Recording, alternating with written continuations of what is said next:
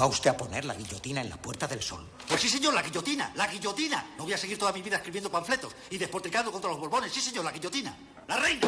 ¡Zas! Guillotina. Los chulos de la reina. ¡Zas! Guillotina. Los chulos del rey. ¡Zas! Guillotina. Los ministros. ¡Zas! Guillotina. Los obispos que los rodean. Guillotina, guillotina, guillotina, guillotina. Todos guillotinados. Sí, señor, la guillotina. ¿Ha terminado usted? Sí, señor. Vamos a comer. Welcome to Carne Cruda, the album. Join us for danger, excitement, innovation. Mañana hablamos del rey decrépito, de sus regatas y de sus regateos a la prensa, del baño de masas y del lavado de cara y de la guillotina que no hemos puesto a tiempo. Hoy nos fijamos en temas de los que el patriarcado no se ocupa, aunque nos va la vida en ello. Ser serea non ten nada de máxico. É o resultado de séculos de mutilación feminina. Hablamos de la regla, el parto y el embarazo. También en Galicia, en el festival de cortometrajes que se celebra cada año en O Porriño, pudo verse Anatomía dunha serea. Plan de sometimento femenino perfecto.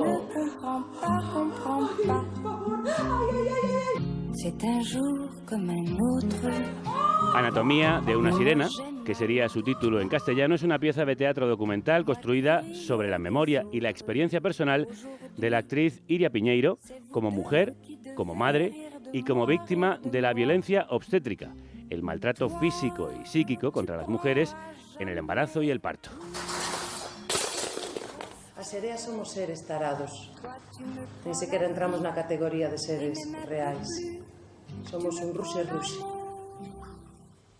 Ante el elevado coste de emprender un proceso judicial para denunciar esta violencia, que no desaparece, la actriz decide utilizar el escenario para hacerlo. Estades aquí, escoitades o meu relato. Sabedes que existe. La semana pasada el Gobierno aprobaba para su tramitación el proyecto de ley del aborto, que también aborda aspectos de salud sexual y reproductiva. Si consigue la aprobación en el Congreso, el derecho a la baja por dolores menstruales aparecerá por primera vez recogido en la legislación española. Y además, habrá un mayor acompañamiento en el embarazo y también una apuesta decidida por la promoción de las buenas prácticas ginecobstétricas y de parto respetado. Así lo anunciaba la ministra de Igualdad, Irene Montero, a la que queremos entrevistar por este proyecto de ley. Desde aquí le reitero la invitación. Nos fijamos hoy precisamente en el parto respetado del que hablaba, porque no todo parto lo es. Que yo estaba gritando mucho, me decían, es que no grites tanto, es que grita mucho, es que no grites tanto porque toda la fuerza se te va en los gritos y al final no tienes fuerza para expulsarlo. Y a mí me dijeron esto y es que yo decía, pero ¿cómo que estoy gritando? Es que yo no sabía ni que yo estaba gritando, ¿sabes? O sea, no... Y claro, me tuve que empezar a concentrar en callarme porque, pues yo qué sé, y entonces encerrar la boca y callarme. Y era muy raro empujar así, o sea... Y para nosotros es muy raro escuchar un relato así.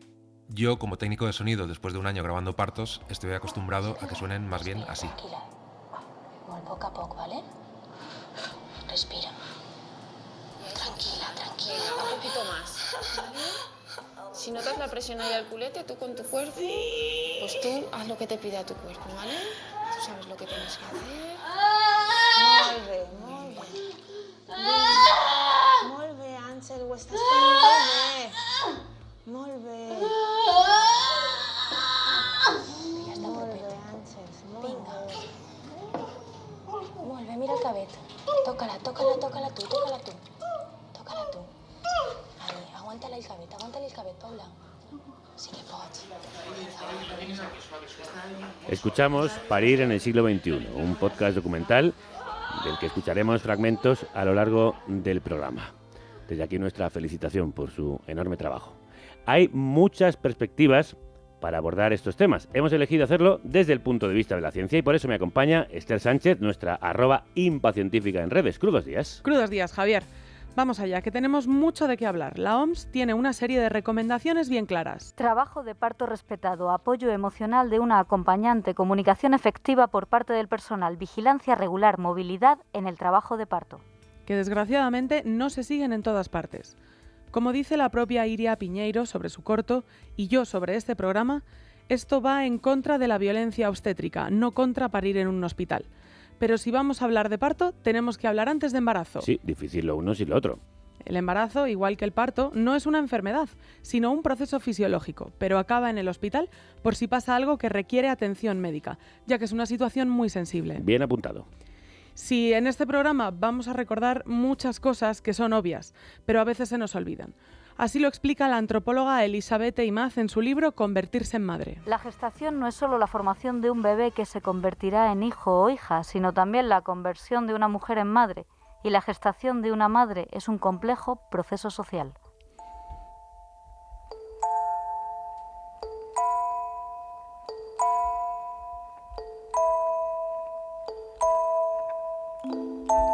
Para empezar, vamos a hablar con Magdalena Martínez, que estudia cómo cambia funcional y estructuralmente el cerebro durante el embarazo. ¿Y cambia mucho? Pues vas a flipar, Javier. Lo que hemos encontrado es que durante el embarazo la mujer embarazada presenta cambios estructurales en regiones cerebrales que están implicadas con la empatía, con la cognición social. Entonces, nuestra hipótesis, en base a nuestras investigaciones, es que el cerebro de la mujer sufre una adaptación para la conducta maternal del posparto. Magdalena trabaja en el Laboratorio Neuromaternal de Susana Carmona, que pertenece al Instituto de Investigación Sanitaria Gregorio Marañón. ¿Y qué cambios concretos tienen lugar? En concreto son reducciones de volumen, que así a priori puede parecer que es algo negativo, pero en este caso lo que vemos es que estas reducciones están asociadas a un mejor vínculo de la madre con el bebé, a mayor activación cerebral de la madre cuando observa estímulos de su bebé y en general una mejora funcional y cognitiva. Ante un cambio tan radical como el que vieron en los cerebros, se les ocurrió compararlo con el otro cambio así de radical que se conoce, la adolescencia, y de ahí surge un concepto que se ha llamado madrelescencia. Ah, me encanta. ¿Y pasa lo mismo en la adolescencia que en la madrelescencia y en el embarazo? No tal cual, pero se parece mucho. Y encontramos que el perfil de cambios morfométricos del grupo de madres embarazadas era muy similar en dirección y en magnitud al que ocurría durante la adolescencia. Entonces, esto nos lleva a pensar que posiblemente durante el embarazo esté ocurriendo también una maduración funcional del cerebro para adaptarse a una nueva época que tiene unos desafíos muy específicos, igual que en la adolescencia.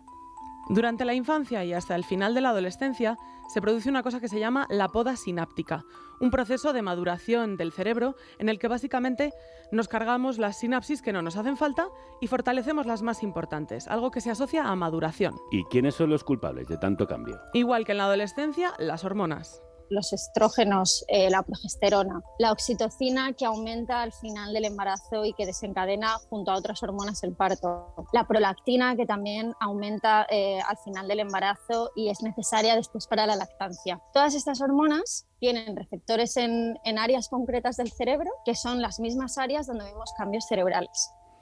Pero ojo, porque parece que todo viene desde dentro de nuestro cuerpo y no es así.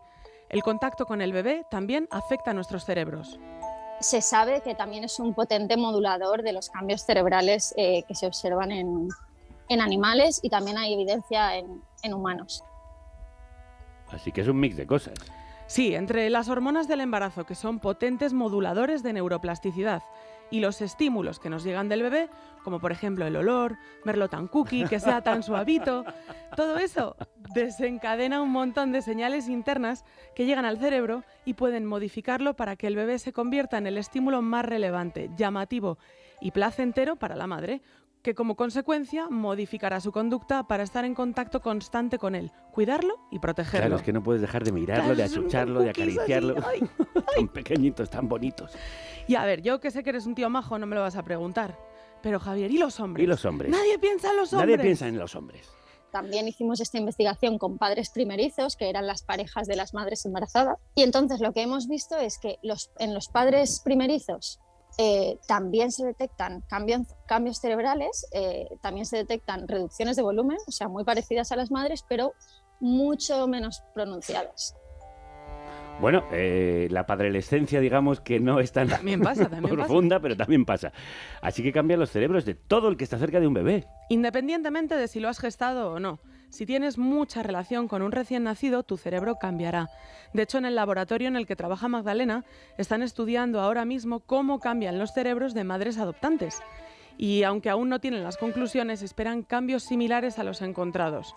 Los estímulos recibidos del bebé también desencadenan reacciones hormonales que cambian sus cerebros. Interesantísimo, Esther, pero da un poco de miedo que estas investigaciones que subrayan los cambios en el cerebro de las mujeres puedan ser usadas para decir que estáis mejor preparadas o que vuestro cuerpo se prepara para cuidar y por eso debe ser tarea vuestra, ¿no? Ya sabía yo que eras un tío majo.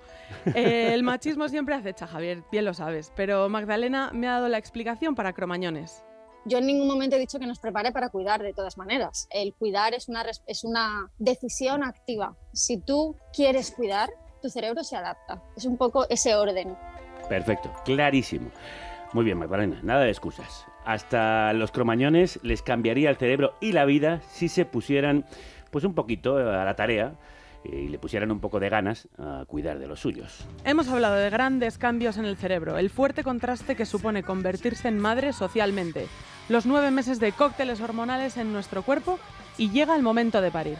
Un proceso fisiológico, como decíamos al principio, pero que no sabemos cómo va a ser, por mucho que pensemos en ello. Y se piensa, vaya que sí se piensa. Sí, porque no es una operación de rodilla, que aunque te preocupe e incluso te duela, sabes cómo va a ser. Aquí hay muchas variables y mucho en juego. De la importancia de ese momento, de respetar el parto y a quien pare, hablamos hoy en A Ciencias y a Locas. A Ciencias y a Locas. A Locas. Y a Ciencias. Y a Locas.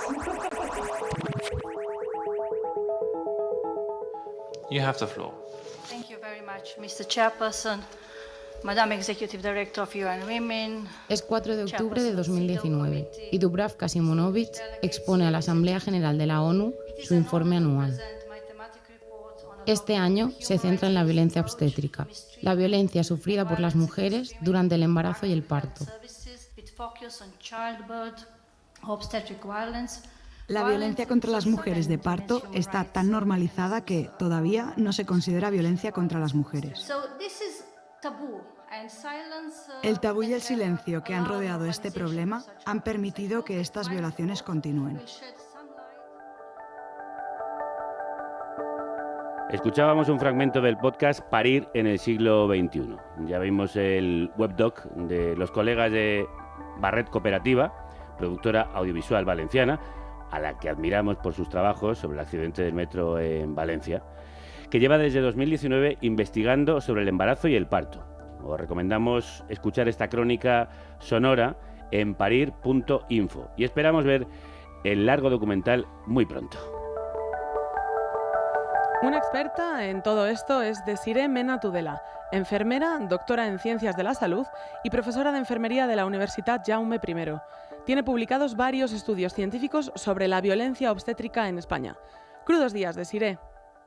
Hola, buenos días, ¿qué tal? Muchas gracias por la invitación. Gracias a ti. Según un estudio publicado en Women and Birth, 2 de cada 3 madres han sufrido violencia obstétrica. ¿De qué hablamos cuando hablamos de esto, de violencia obstétrica, y por qué sigue siendo una asignatura pendiente? Bueno, respecto al término de violencia obstétrica, yo creo que es importante, en primer lugar, exponer que el Fondo de Población de Naciones Unidas, Dubravka Simonovic, en este informe, ¿no?, al que ya hacéis referencia, ha reconocido que existe una falta de consenso sobre la forma de definir este concepto, ¿no? A pesar de ello, existen multitud de definiciones alrededor de este concepto. Algunos de ellos, sí, provenientes de Latinoamérica, es cierto, pero otros los tenemos muy bien contextualizados, ¿no? Y, por ejemplo, podemos atendernos a la definición que las Cortes Valencianas ha dado sobre este término y dice que es aquella violencia que sin el consentimiento libre, previo o informado en el marco de las definiciones de la Organización Mundial de la Salud que sufren las mujeres durante el embarazo o el parto al recibir un maltrato físico, humillación y abuso verbal o procedimientos médicos coercitivos o no consentidos. Lo que sí que está claro es que da igual a la definición que nos atendamos, ¿no?, porque parece que todas tienen como 2 denominadores comunes. Por un lado, la pérdida de autonomía de las mujeres y por otro, una consecuencia, ¿no?, un daño sobre la salud física, psicológica, emocional, sexual a las mujeres.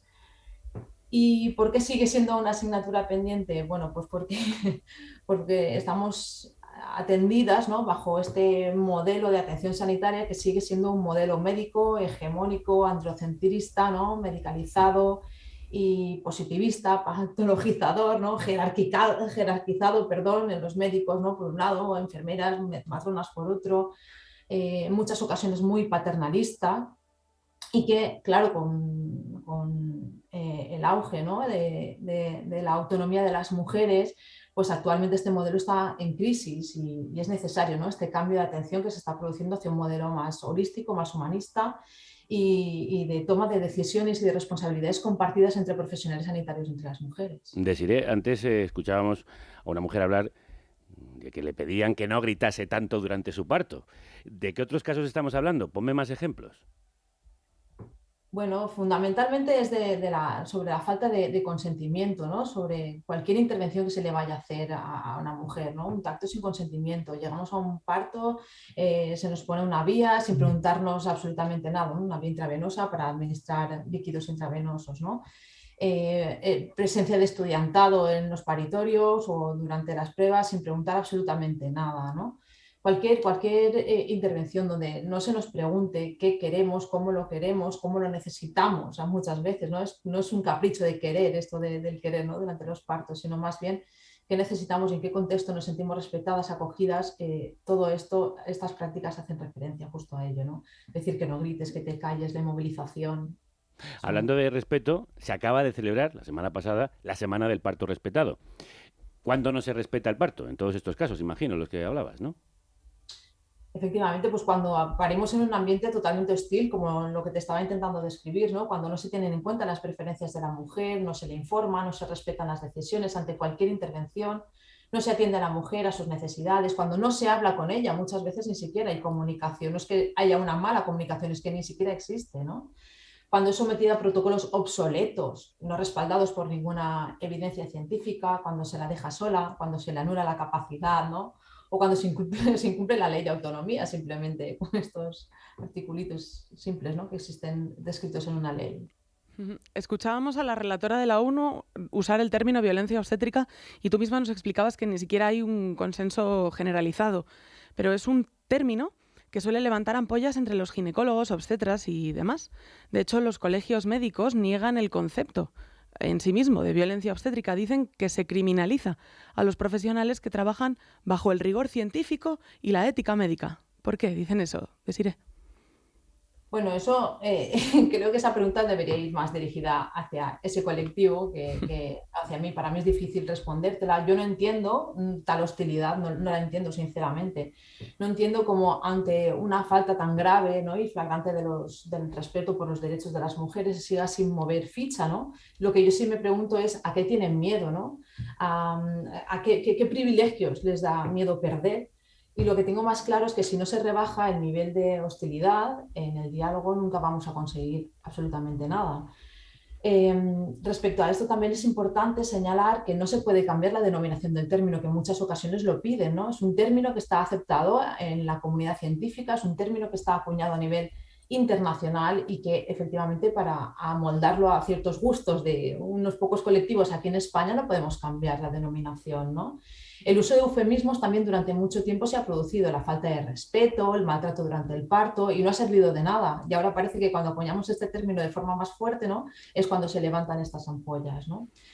Lo que también me parece importante destacar es que el problema no son los profesionales sanitarios a título individual. Esto creo que es necesario también señalarlo, ¿no?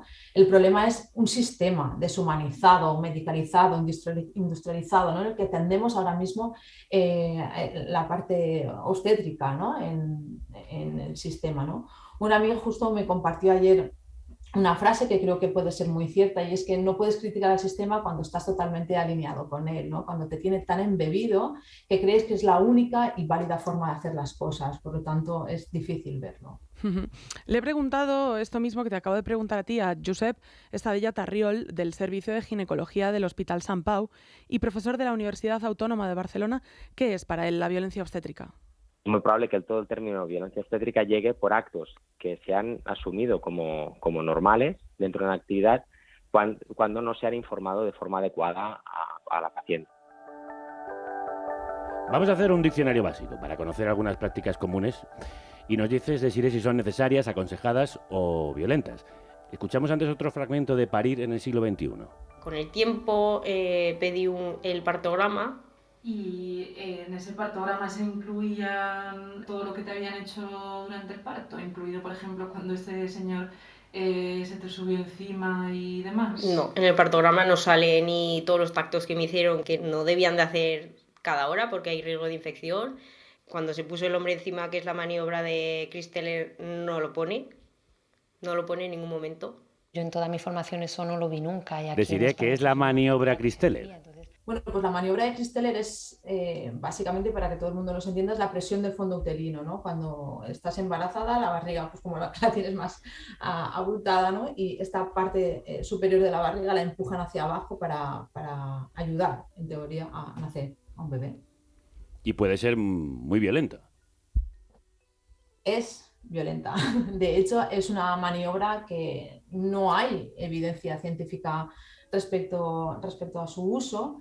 Está desaconsejada por todos los organismos a nivel internacional y nacional, ¿no? De hecho, en la revisión que se realizó en España en 2011 acerca de la estrategia de atención al parto normal, el Ministerio de Sanidad, nuestro Ministerio de Sanidad, ya hablaba de erradicar, y además utilizaba esta palabra, ¿no? De esta maniobra de los paritorios, y todavía se sigue usando. No hay ninguna especialidad sanitaria en la que, a pesar de desaconsejarse ciertas maniobras, se esté 40 años después, ¿no? con las mismas prácticas. También el tacto vaginal. ¿Cuándo puede ser un problema? Bueno, pues cuando se hace sin consentimiento, cuando de manera innecesaria, cada poco tiempo se va repitiendo este tacto por muchas personas diferentes, ¿no? Cuando la hace el profesional que la atiende inmediatamente el alumno que tenga al lado, el residente que tenga al lado, ¿no? Para probar, para practicar, cuando no se preserva la intimidad de la mujer, ¿no? En todos estos contextos, por ejemplo. ¿Y la inducción al parto cómo se hace? ¿Y eso también puede ser una forma de violencia? Efectivamente, también puede ser un tipo de violencia. Lo que es importante también tratar es que la violencia obstétrica existe siempre que no haya un consentimiento informado, ¿no? Por lo tanto, da igual la intervención a la que hagamos referencia, porque va a existir violencia si no es previa, consentida, libre, ¿no? Cualquier intervención. Tenemos una tasa actualmente, bueno, datos de 2018, el último informe publicado por el Ministerio, ¿no? De más de un 34% de inducciones, ¿no? En los hospitales públicos españoles. De los privados no tenemos ni datos en España, y esto también es otro dato importante a tratar, ¿no? Cuando, por ejemplo, la Organización Mundial de la Salud aconseja que esta tasa de inducción esté sobre un 15%, ¿no? Lo que es interesante también destacar es que en nuestros estudios hemos evidenciado que más de un 60% de las mujeres piensan que las instituciones sanitarias no apoyan sus derechos y que a prácticamente la mitad les fue imposible aclarar pues, dudas, miedos, incertidumbres, ¿no? que tenían respecto a sus partos, ¿no? Prácticamente la mitad también nos dijeron que habían recibido procedimientos innecesarios o dañinos para ellas o para sus criaturas, y entre estos procedimientos prácticamente la mitad destacaban el uso de la oxitocina sintética, ¿no? Que es la medicación que se utiliza para inducir los partos. Yo te quiero preguntar ahora sobre las cesáreas, porque es a priori una intervención quirúrgica muy grave, pero el pasado año el gobierno británico tuvo que enviar una misiva a todas las unidades de maternidad del Servicio Público de Salud, instando a no medir el éxito en un bajo número de cesáreas, ya que por esperar demasiado e intentar evitarlas, podían estar poniendo en riesgo a las pacientes y sus bebés. ¿Cuándo hay que hacer cesáreas? ¿Se hacen más de las necesarias? ¿Menos? ¿Cuál es la situación aquí? Bueno, pues tenemos unas tasas de cesáreas que también son necesarias revisarlas, ¿no? La Organización Mundial de la Salud recomienda una tasa de cesáreas que no supere el 15%. Actualmente en nuestro país tenemos una tasa de cesáreas de un 20 y pico por ciento, ¿no? En general, pero cuando desagregamos estos datos por centros públicos y centros privados, vemos que en los públicos la tasa es de un 21,8%, mientras que en los privados supera el 35% de los partos, ¿no? Y eso también hay que empezar a poner foco aquí, ¿no? Hemos hablado ya de que la estrategia de atención al parto normal fue revisada hace más de 10 años, y allí ya se instaba a los hospitales privados a que hiciesen públicas sus tasas, ¿no? Y sus datos respecto a la atención al parto, y todavía no se ha hecho, esto no se ha cumplido todavía. Y para terminar este diccionario, episiotomía, ¿esto qué es?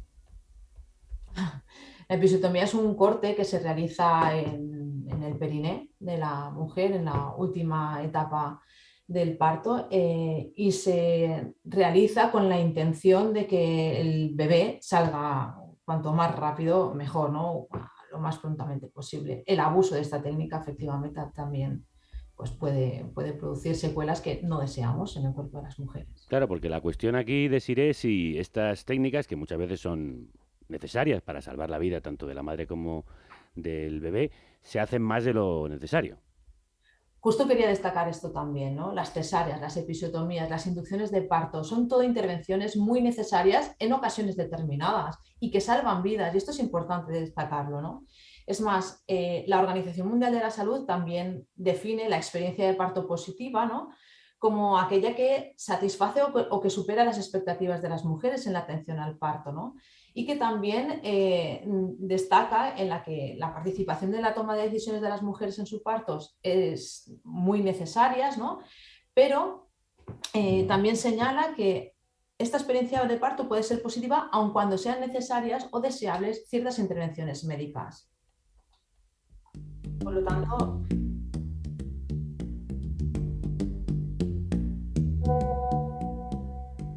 para mí poder hablar de mi primera experiencia de parto me ha costado mucho. Es algo que se supone que es tan bonito y de repente lo pasas tan mal y no lo contaba. Hacer una entrevista en profundidad sobre todo lo que pasó creo que me ayudó a organizar un poco todos los eventos en mi cabeza y bueno, creo que es importante para sanar esa herida el hablar de ello. Encontrar que cuando hablaba de ello también muchas personas me decían, uy Dios mío, qué horror, pero otras también decían, pues a mí me pasó algo parecido o tuve algo así o te comprendo. Escuchábamos a Jessica, Verónica, Ana, 3 de las 150 mujeres que participaron en ese podcast documental del que os estamos hablando, Parir en el siglo XXI. El 26 de mayo se celebra el primer congreso de violencia obstétrica en la Universidad Jaume I. Parece que se está empezando a romper el tabú. ¿Qué podemos decirle a las mujeres que nos están escuchando? Desiree, ¿qué pueden hacer cuando se enfrenten a estas situaciones? Bueno, en primer lugar destacar que no es el primer evento que realizamos alrededor de la violencia obstétrica en la universidad. Es el tercer seminario internacional que realizamos y que nuestra intención es dar pie a que deje de ser precisamente, ¿no?, ese tabú, esa falta, ¿no?, de hablar tanto para las mujeres como para los profesionales de la salud, ¿no? Nuestra intención final es tratar esta gran problemática, esta gran brecha como un determinante de salud y género con la finalidad de entablar un diálogo que es muy necesario para poder cambiar la realidad asistencial con la intención de proveer un futuro mejor para todas las mujeres. Y en cuanto a qué pueden hacer las mujeres, bueno, elaborar su plan de parto, un documento muy necesario en el que pueden pedir, por decirlo de alguna forma, o dejar plasmado todas aquellas cosas que creen que van a ser necesarias o que van a necesitar durante su proceso de parto, ¿no? Informar, relacionarse con más mujeres que hayan parido, escuchar sus relatos, ¿no? Toda esta educación e información que nos falta a veces, ¿no? Pero también quiero destacar que, o tal vez nada, ¿no? O sea, las mujeres no son responsables de lo que está pasando. Ellas no deberían ser proactivas respecto a esto si no es realmente lo que desean. ¿Vale? Mirad, esto es más sencillo de explicar desde otra perspectiva de servicios, ¿no? Cuando llevamos el coche al taller, hacemos un máster sobre mecánica, lo que esperas es que te atiendan con profesionalidad, con las mejores, ¿no?, con los mejores materiales, con la última evidencia, que sean cordiales contigo, que te traten bien, ¿no? Pues igual. Lo que pasa es que en el área obstétrica pues, nos estamos dando cuenta de que esto no es tan así y por lo tanto antecedemos, ¿no?, algunas cosas, pero en realidad no debería ser así. Por lo tanto, la mujer no tiene por qué ser proactiva. ¿Puede hacer? Sí. ¿Está en su derecho de hacer? Sí. Pero ¿y si no quiere hacer nada? También. El hombre es muy de ir al taller y decirle al mecánico cómo tiene que arreglar el coche. También es verdad. Pero no somos como vosotros. La situación es muy inquietante, pero entre tanto desasosiego, Josep, el ginecólogo, es bastante optimista y transmite algo de tranquilidad a las futuras madres. Va evolucionando, por suerte. Hemos llegado pasamos de una medicina en la que el médico debía ser obedecido y debíamos acatar lo que decía porque era el que sabía. Pero ahora, gracias a que hay más acceso a la información, las pacientes pueden valorar otras opciones, están informadas de alternativas. Con la información adecuada llegarán a lo mejor al mismo procedimiento que se tendría que haber hecho en un inicio. Lo que pasa es que la paciente percibirá que ha participado en esta decisión del tratamiento. Estoy convencida de que es mejor parir ahora que hace 30 años, pero aún así, la ONU ya nos tiró de las orejas a raíz de una condena internacional por un parto inducido y 10 tactos innecesarios. Y por terminar, Desiree, en la serie que hemos estado escuchando, Parir en el siglo XXI, hay un capítulo dedicado al parto en soledad. ¿Parir a solas es seguro, sin tener médicos o enfermeras que estén para asistirnos? Nunca se recomienda parir absolutamente sola, ¿no? Sin asistencia, y desde luego la profesional sanitaria, ¿no?, más capacitada para atender un parto fisiológico y normal es la matrona. Desiree Mena Tudela, experta en violencia obstétrica, ha sido un placer y muy iluminador escucharte. Un abrazo muy fuerte, muchas gracias. Gracias a vosotros. La maternidad es un alambre fino sobre el que caminamos como funambulistas. Muchas mujeres lo atravesamos sin red, intentando mantener un equilibrio imposible mientras avanzamos con los ojos cerrados. La periodista Diana Oliver participa también en uno de los episodios. Tiene larga experiencia en el tema y acaba de publicar un libro llamado Maternidades precarias. Sí, lo tenemos por aquí. Aquí está. Tener hijos en el mundo actual, entre el privilegio y la incertidumbre. Esperemos que a fuerza de hablar de la violencia obstétrica, de exigir más y mejor atención y de denunciar los casos de mala praxis, reduzcamos algo esa incertidumbre. No estaría mal que la ciencia fuera nuestra red, como en tantas otras cosas. En ello estamos, por ahora. Vamos con la actualidad.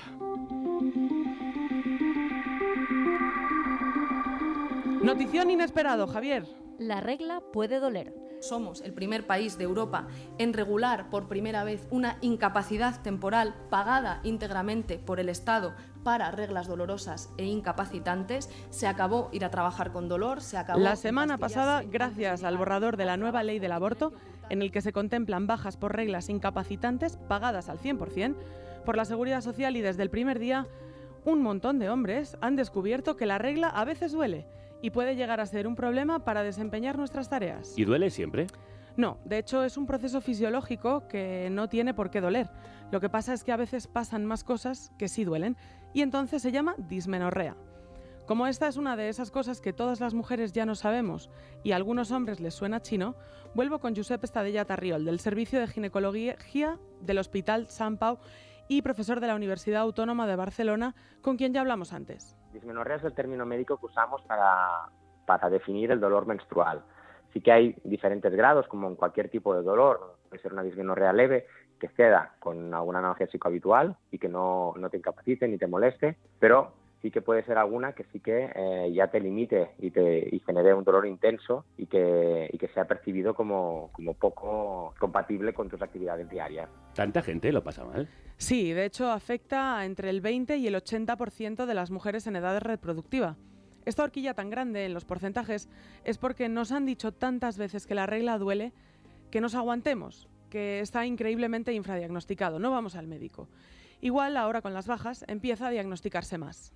Si tienes una patología, una enfermedad que te limita y que te debe, se le debe dar unos días de reposo para que tú puedas recuperarte. Igual que pues lo mismo que haríamos que por un dolor de cabeza leve a lo mejor no daríamos una baja, pero para una migraña sí, pues lo mismo sería para la regla. Es evidente que cuando tienes una regla dolorosa que te incapacita o que disminuye tu rendimiento laboral, pues es probable que necesites un tiempo de reposo para recuperarte y poder recuperar estas fuerzas hasta que te permita hacer vida normal.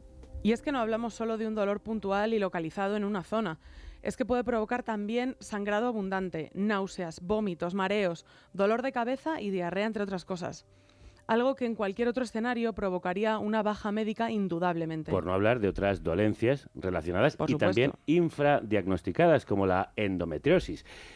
Hemos pedido audios y esto es lo que nos han contado nuestras oyentes. Hay meses en los que me desmayo del dolor y eso siempre me ha pasado en casa, pero en el trabajo es muy habitual que por mucho que tome el Enantium, por ejemplo, pues el dolor sea tan evidente, ¿no?, que tengo que escaparme 5 minutos al baño simplemente porque se me caigan las lágrimas un poco y poder volver al aula. Soy profesora y mis alumnos saben cuándo estoy con la regla. Yo tengo 35 años, me vino la regla a los 11 y siempre me ha dolido bastante, hasta el punto de que me he llegado a desmayar algunas veces. He ido al hospital por haber perdido conocimiento para ver que estaba todo bien y me hicieron ecografías y siempre dijeron que estaba todo bien.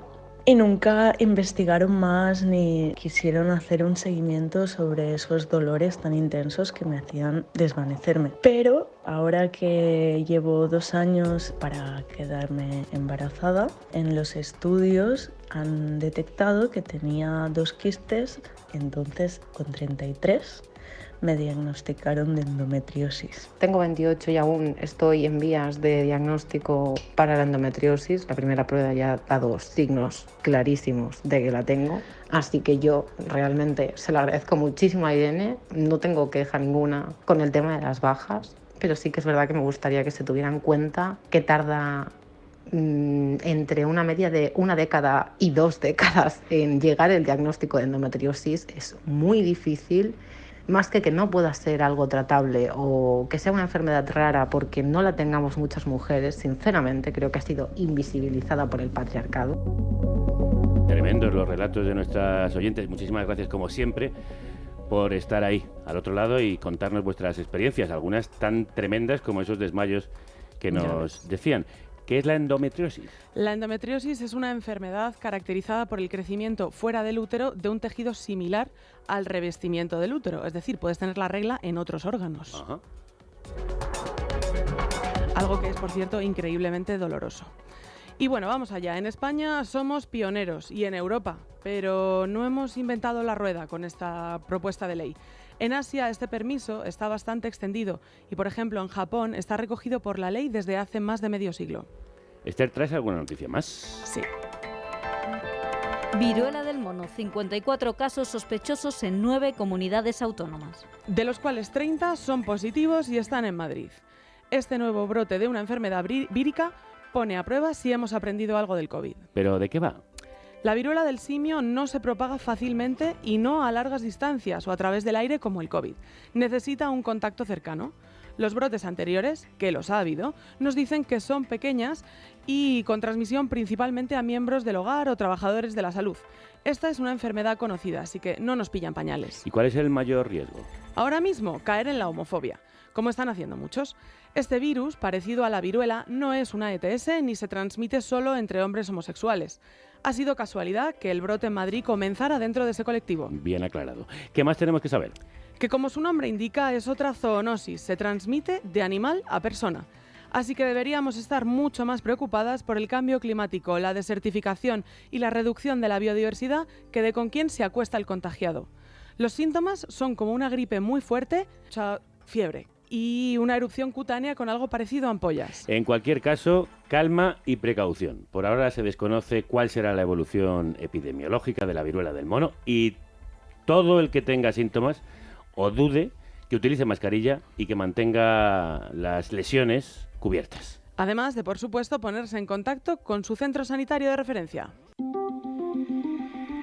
Se toma una imagen del agujero negro del centro de nuestra galaxia. Ya sabíamos que estaba ahí. Sí, pero no lo habíamos visto.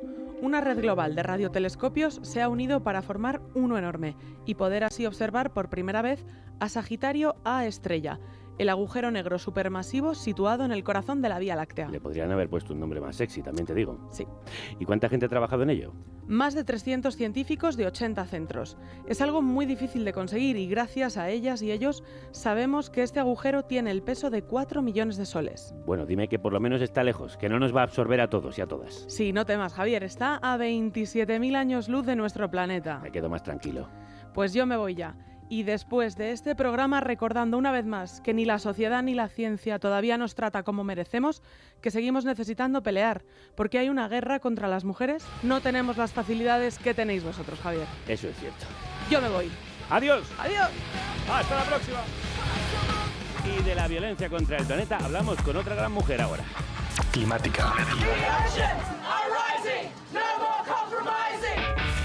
La revista especializada en calentamiento global de Almarea.com. Ciencias. Justicia social en la carnicería sonora. Queral Castillo es la voz de la revista Climática en esta República Independiente. Crudos días, Queral. Buenos días, Javier, ¿cómo estás? Pues ¿Cómo encantado de te trata bien la primavera o qué? Bueno, regular, porque tengo la alergia un poco subida y a veces carraspeo más de la cuenta. Bueno. ¿Y tú qué tal? Pues también con poca primavera, la verdad que con este calor que hace, tú me dirás. Sí, primavera, nos la han robado. Let's begin with some hot news, quite literally. Heat wave has engulfed southern Asian nations. The extreme weather, owing to climate change, has left people reeling under soaring temperatures. Pues mira, Parts of sí, India and Pakistan recorded their highest average temperatures. Como comentábamos, nos lo hemos ganado a pulso, ¿no? Efectivamente, hoy traigo conmigo la ola de calor y temperaturas extremas, no aquí en España, sino las de otra parte del planeta. Traigo escuelas cerradas, apagones eléctricos, escasez de agua y deshidratación. Y, por supuesto, hablo de la ola de calor que se vio hace unas semanas en la India y en Pakistán, donde se alcanzaron temperaturas de hasta 50 grados, vamos, un horror. El infierno en la tierra. Pues eso parece, ¿no? Y esto no es nada más que un anticipo de lo que está por llegar, ¿no? Estamos hablando de que durante esta ola de calor se ha puesto en jaque la vida de más de 1 billón con B, ¿no?, de personas, y esto es toda una región condenada. Estamos hablando pues de temperaturas que no son nada habituales en esta zona, en esta época del año. Y bueno, no es la primera vez que ocurre, ¿no? En 2015 ya hubo una ola de calor prolongada en el subcontinente que resultó pues en más de 2.500 muertes en India y más de 1.200 muertes en Pakistán. Qué barbaridad, y aún así parece que no aprendemos. Sí, yo la verdad es que ya no sé qué más tiene que ocurrir para que nos demos cuenta, ¿no?, de todo lo que está ocurriendo y de que esto va en serio, ¿no? Pero bueno, hoy no quiero tampoco centrarme en las olas de calor, sino en el concepto de resiliencia, que a mí particularmente no me gusta demasiado porque suele esconder intereses pues bueno, bastante políticos, ¿no?, y económicos, y porque se ha pervertido su significado, pero bueno, es importante hablar de ello igualmente. Capacidad de adaptación de un ser vivo frente a un agente perturbador o un estado o situación adversos. Exacto, esto es lo que dice la RAE, ¿no?, del concepto de resiliencia, pero lo que quiero hablar hoy es hablar de la resiliencia usada como cooperación, ¿no?, como ayuda ciudadana y como redes mutuas, ¿no?, de cómo funcionan esas redes mutuas después de un desastre climático. Y bueno, mira, el primer ejemplo que traigo es de lo que pasó hace años en el delta del Ebre, o sea, desde hace años que se está trabajando para mitigar el impacto de los temporales que arrasan en el delta. En enero de 2020 vimos cómo lo arrasaba el temporal Gloria. Sí, el temporal Gloria tuvo efectos en toda Cataluña, pero donde hubo las consecuencias más desastrosas fue en el delta del Ebre. De hecho, el agua del mar llegó a penetrar hasta 3 kilómetros tierra adentro y se comió hasta 3.000 hectáreas de campos de arroz. Hizo desaparecer la barra del Trabucador, que es un espacio natural muy frágil, y bueno, hay gente de allí que aún no se ha recuperado de todo esto. Para hablar de este tema hablamos con Josep Juan Segarra, que lo tenemos en directo, ¿no?, que desde el año 2000 participa en diferentes organizaciones y movimientos sociales en defensa del río Ebro y de su delta. Desde 2015 coordina, de hecho, la campaña pels sediments, campaña por los sedimentos, con la colaboración de otros activistas independientes y compañeros de SEO Overlife, Plataforma en Defensa del Ebro y Ecologistas en Acción. Josep, buen día, crudos días. Hola, buenos días, ¿qué tal? ¿Cuándo se crea el movimiento en defensa del Ebro?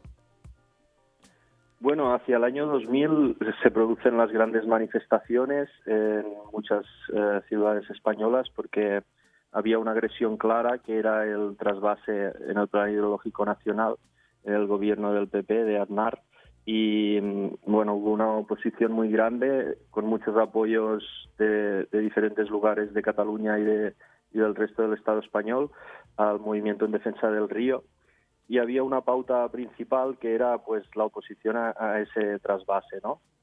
Luego hemos estado trabajando también en otros temas como la gestión de los sedimentos, que al final, junto al cambio climático, son las causas principales de que temporales como el Gloria tengan unos efectos así tan devastadores. Claro, de hecho, Josep, la regresión del delta, está causada por el cambio climático y por la retención, me contabas el otro día, del 99% de los sedimentos en los embalses. Tú coordinas esta campaña pels sediments. ¿En qué consiste esta iniciativa? ¿Cómo se cuida un río?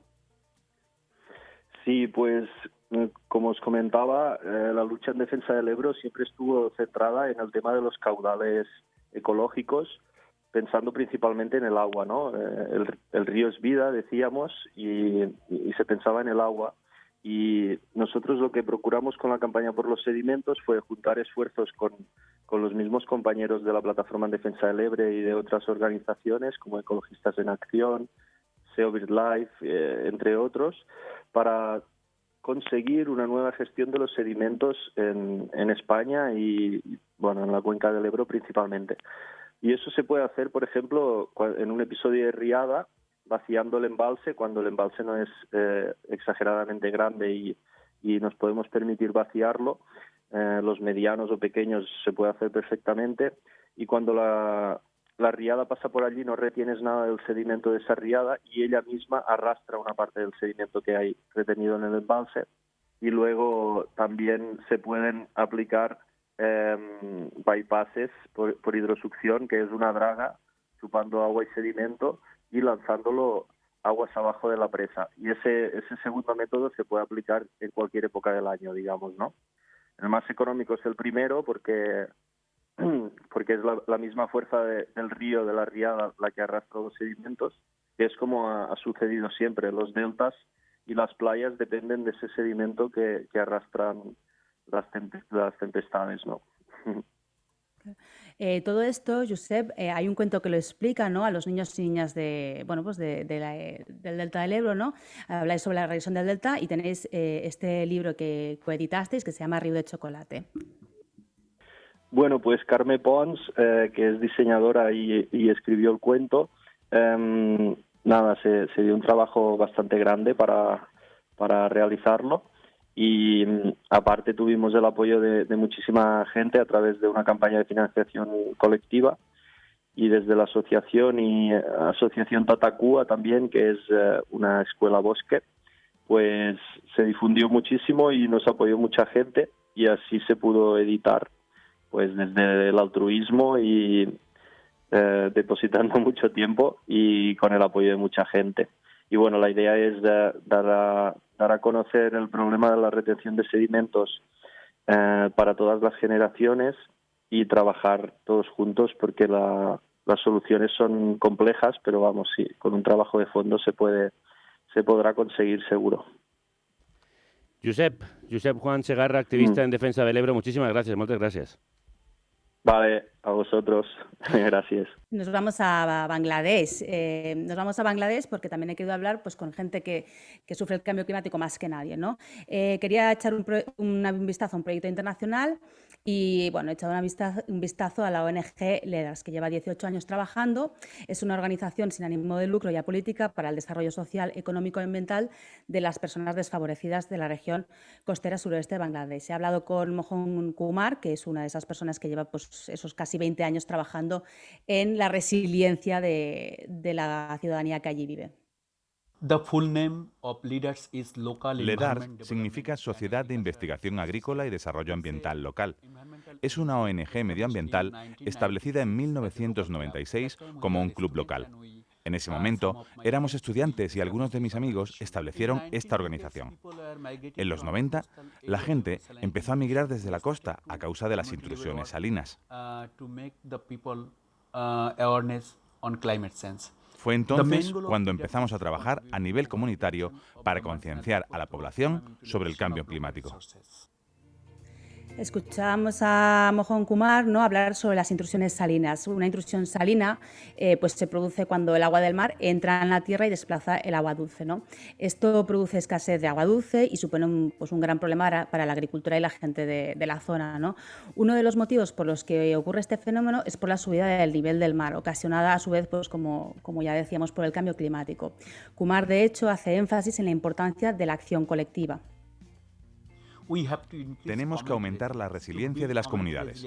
Para desarrollar la resiliencia comunitaria es necesaria la acción comunitaria en lugar de la acción individual. Las asociaciones locales son muy eficaces para identificar problemas locales y trabajar con la gente de la comunidad. Solo las asociaciones locales pueden apoyar a la gente de la comunidad en los desastres y amenazas climáticas. Bueno, Mohan Kumar nos explica pues, los dos proyectos que LEDARS tiene en materia de cambio climático y resiliencia. Le escuchamos. En uno de nuestros proyectos trabajamos con 46 aldeas en 3 distritos en la región costera suroeste de Bangladesh. Brindamos apoyo a toda la comunidad en nuestras aldeas seleccionadas para resolver la crisis climática en materia de agua potable, medios de vida resilientes, atención primaria de salud, agricultura resiliente, etc. Tenemos otra iniciativa llamada Centro para la Resiliencia Climática Costera. Es un centro para movilizar el conocimiento para lograr la resiliencia de la comunidad. Tenemos un parque tecnológico agrícola, un laboratorio, una biblioteca, dormitorios, instalaciones de investigación, instalaciones de formación, etc. Queralt, ¿y tenemos más ejemplos? Me había venido aquí a Madrid a ver unos ejemplos de cooperación ciudadana, ¿no? y de apoyo de red mutua, ¿no? Y bueno, mira, me contaron, ¿no? que después del temporal Filomena, de las nevadas, ¿no? Los vecinos y las vecinas de las tablas que tenían 4x4 pues se organizaron para llevar comida a la gente mayor, para hacer viajes a los hospitales, etcétera. O sea, un servicio gratuito de taxi, ¿no? Que fue muy bien esos primeros días en los que la administración no respondía, ¿no? Una vez más, una buena muestra de que cuando pues la administración pues falla, ¿no? Como sucedió en Madrid en el caso de Filomena, pues ahí está la gente para sacarse las castañas del fuego. Y la verdad es que hablé con vecinos de las tablas y fue muy, muy emotivo, porque me explicaron algunos casos de que habían llevado a una chica, por ejemplo, embarazada, ¿no? a parir y bueno, muy, muy emocionados. Y bueno, a partir de todos estos ejemplos te das cuenta de que realmente cuando ocurre un desastre, sea del que sea, ¿no? ya sea climático, pandémico o lo que sea, pues que es verdad que las redes ciudadanas son las que primero responden, las que siempre están allí, las que realmente conocen el territorio y la ciudadanía como para dar respuesta a todos esos retos, ¿no? Entonces, pues bueno, quería sacarle esos ejemplos prácticos a la palabra resiliencia, que a veces no me parece como muy teórica, ¿no? Y bueno, y demostrar que hay que trabajar entre nosotros, porque de la administración podemos esperar a veces poco.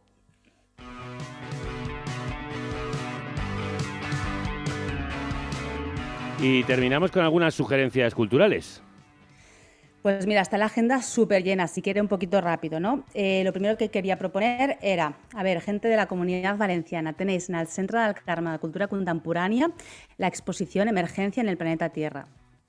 Es una obra que surge, ahora nos lo cuentan. De las cabezas, de las ideas de José Luis Pérez Pont y mía, Please Feel Free, para desarrollarla en la Sala Ferreres Goerlich del Centro del Carmen Cultura Contemporánea. Decidimos abordar 12 retos medioambientales, que son 1, emergencia climática, y para ello hemos contado con 14 artistas de diversas nacionalidades desde los 3 continentes, para que realizaran aquí, in situ, en las paredes de este museo, 12 obras efímeras que tendrán una duración de 5 meses hasta el 4 de septiembre de este 2022 y finalizarán y serán destruidas.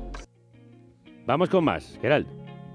Pues mira, vuelvo a Madrid otra vez y a partir de mañana tenéis ya hasta el 27 de mayo el Festival Despierta en la Casa Encendida, que lleva el título de Crecimiento, Inteligencia Colectiva, Resiliencia y Ecoansiedad, y nos lo resume brevemente Ángel Cano.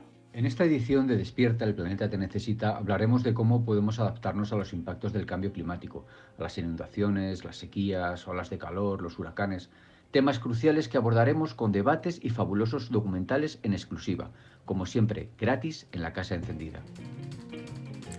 Pues esto es lo que tenéis en Madrid, en la Casa Encendida, y no quería alargarme de aquí sin música.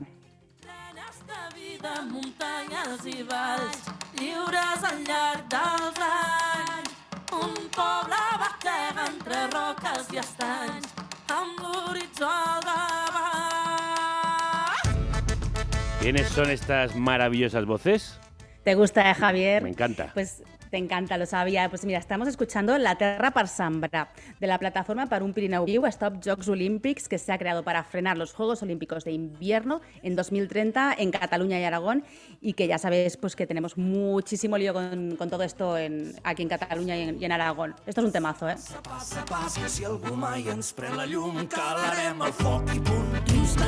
Bueno, pues cuéntanos antes de irte sobre esos Juegos Olímpicos de Invierno. Hombre, Javier, pero para esto necesito, 3 programas enteros, pero bueno, te lo cuento brevemente. Mira, están proyectados para 2030 para que se desarrollen entre Cataluña, Aragón y Andorra, ¿no? Entonces, el gobierno catalán en un par de meses tiene previsto hacer pues 2 consultas populares que en un principio serían vinculantes, ¿no? Pero no se harán en toda Cataluña, solo se harán en las comarcas pirenaicas y las que de alguna manera estén relacionadas con los Juegos Olímpicos, ¿no? Entonces, desde la plataforma para un Pirineu Viu, Stop Jocs Olímpics, se dice pues, que estos Juegos no responden para nada a las necesidades del Pirineo y que apostar ahora mismo por unos Juegos Olímpicos de invierno en un contexto de emergencia climática pues es una tremenda irresponsabilidad. De hecho, las subidas de las temperaturas son mayores en el Pirineo y las consecuencias pues se notan más y son más graves, ¿no? El tercer informe sobre el cambio climático en Cataluña avisa que las temperaturas subirán entre 0,7 grados y 2,1 grados y que la precipitación caería entre un 6,8% entre 2031 y 2050, ¿no? Entonces, en este contexto parece que invertir en pistas de esquí no tiene demasiado sentido, además teniendo en cuenta que por lo menos las pistas catalanas no ya dependen en buena medida de la producción de nieve artificial. Entonces, ahí andamos en la lucha. Hay que seguir en esa lucha porque es evidente que hay que parar una idea tan poco afortunada como esa. Tan poco climática y muy irresponsable, la verdad. Queralt, como siempre, muchísimas gracias. Hasta la próxima. Muchas gracias a vosotros, Javier. Chao. Mañana volvemos con otro temazo. El lavado de cara del emérito, el decrépito. No os lo podéis perder. Hasta entonces, que la radio os acompañe. Gracias por hacer este podcast posible.